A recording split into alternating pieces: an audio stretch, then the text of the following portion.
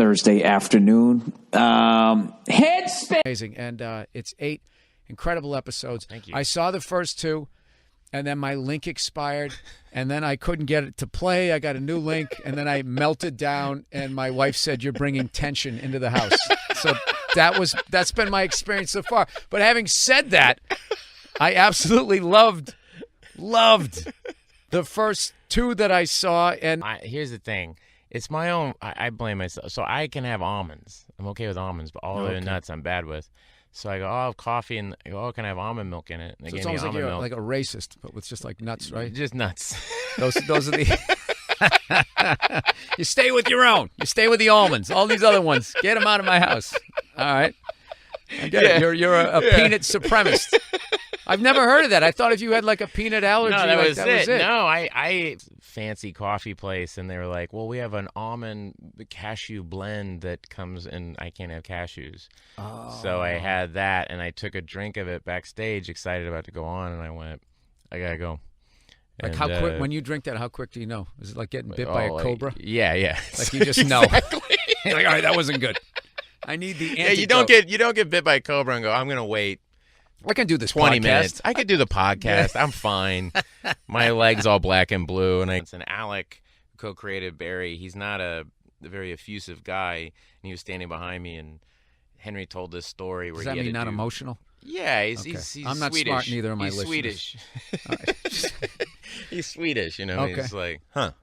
You oh know? Yeah, I've done stand up. I've done stand up through the whole that whole region up there.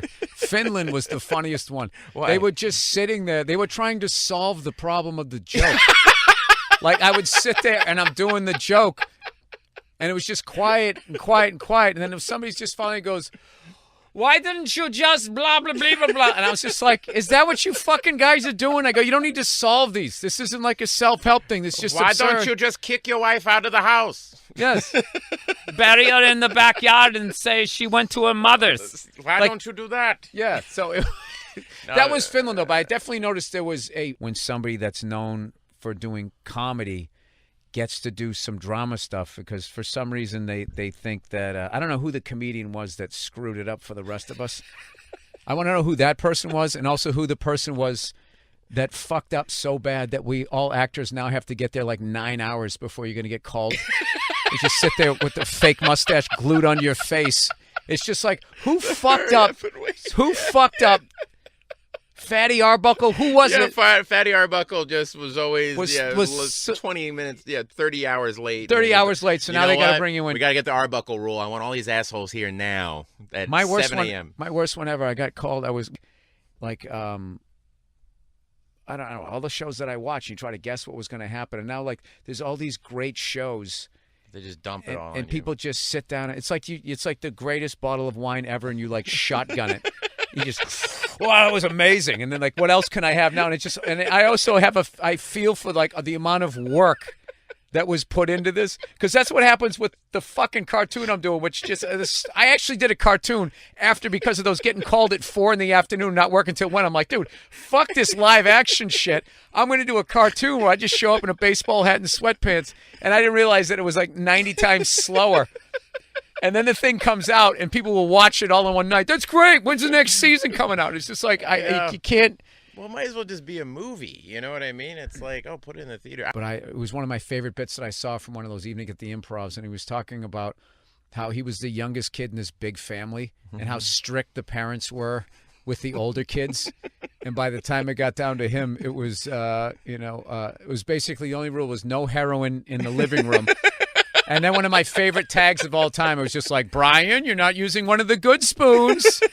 And that was just like, for a clean joke and all that. I really loved it. I got to actually run into him and tell him. And I remember just talking to that guy and him just looking at me like, how the fuck does this kid... Oh, my God. Remember Bob Nelson? That guy? There was a guy, Bob Nelson. That's how they lived their life. I got a buddy of mine, Joe DeRosa, was opening for me.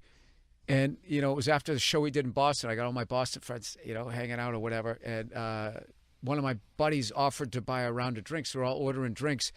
And my buddy Joe ordered a White Russian. And my friend was just done with him. And he came up to me, he goes, dude, what's up with your boy? I go, what's the matter? He goes, he just ordered a White Russian. And I didn't really think about it. I was like, he drinks White Russians. He likes, whatever that movie with the dude. He likes Big Lebowski. Yeah, he's a Big Lebowski fan. I didn't think of anything about it. And then the end of the night, I'm walking back with Joe, and he's just like, like hanging out with friends. He goes, yeah, that's cool. He's like, dude, one of your friends he was like really friendly, and he was like talking to me. Then all of a sudden, out of nowhere, he just stopped talking to me. And it was just like, and it was all based on the fact that he ordered a White Russian.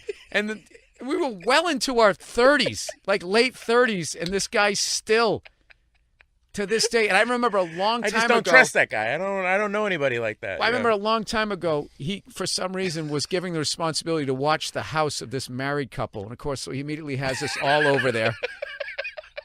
And we're getting hammered, and he's taking care of the house. We went down into the basement, and there was some sort of faucet nozzle or something you had to turn on or off. And the lady left a Post-it note on it saying, you might have to turn it a little harder. My husband said it's a little fussy. And my buddy just went up and just immediately turned it with no problem at all. And he just mutters, this guy's a pussy. And we're in his house. And he just said that to his wife, just being, gentlemanly, to a woman. And then my friend just totally judged this guy that he was not a man. Like his man, like that's what I love about my friends back there. How easily you can lose your man card and you have no idea. And they won't even tell you why. They just stop talking to you. Make me feel bad. And then, hey man, did you try the dessert? I'm trying not to eat anything bad because, the guys in the military are like, oh, fuck you, man. Oh, yeah. No. Just like, you're dieting now? And I'm like, they just keep you real. I just go back harder at them. I can't say I'm really trying to work on my man tits like you have. And that's the only way to keep them off you. Dude, I had another friend, the exact same party. He was telling this story. He's going, where are you staying? I told him the hotel I was staying at, and he was a construction guy. He goes, I worked on that.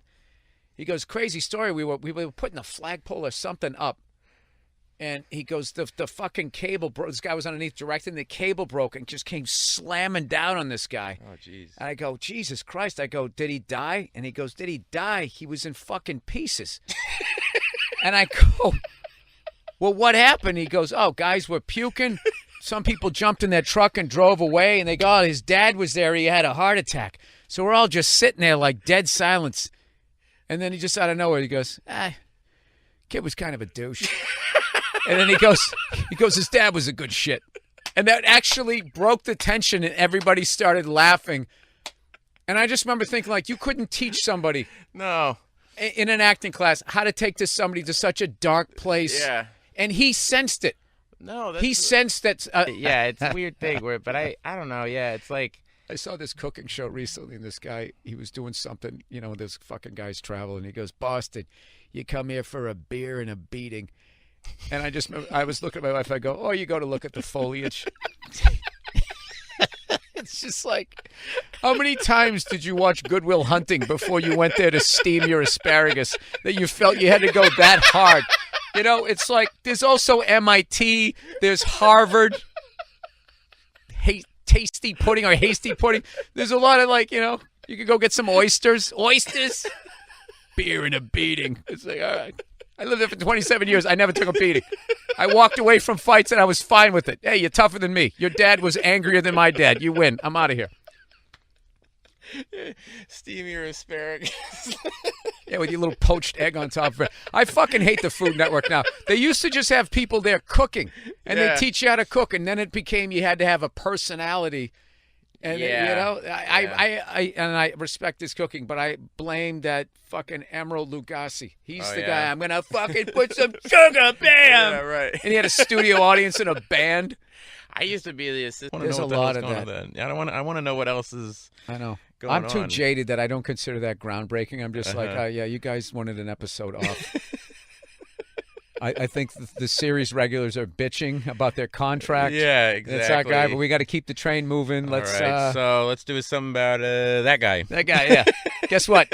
You're starring in the show this week. Guess what, asshole? Let me tell you about a story so true. We're showing me style and it's all so cool. It's about a garment torn and frayed. Getting this brand, the story conveyed. Walking down the streets with holes in my teeth. Each red thing's here, part of me you see. It ain't about the brand or the label it holds. It's about the journey, the stories that unfolds. In these ragged clothes, I find my voice. A testament to resilience, my choice. From the streets to the stage, I rock my style. In my tattered shirt, I walk that mile.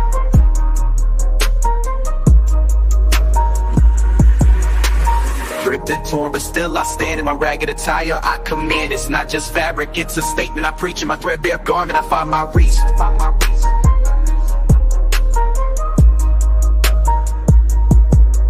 From the barrio to the bar, I make my mark. In my worn out jeans, I leave a spark. They may call it rags, but I call it art. In every stitch and tear, I play my part. It's the struggle of the streets, the hustle so real. In my tattered jacket, I seal the deal. A symbol of defiance against the status quo. My patch, the pants, I let it show. It's not about the riches or the wealth I lack. In my faded hoodie, I stay on track. It's the heart of the hustle, the grind each day. In my worn out kicks, I find my way. Ripped and torn, but still I stand.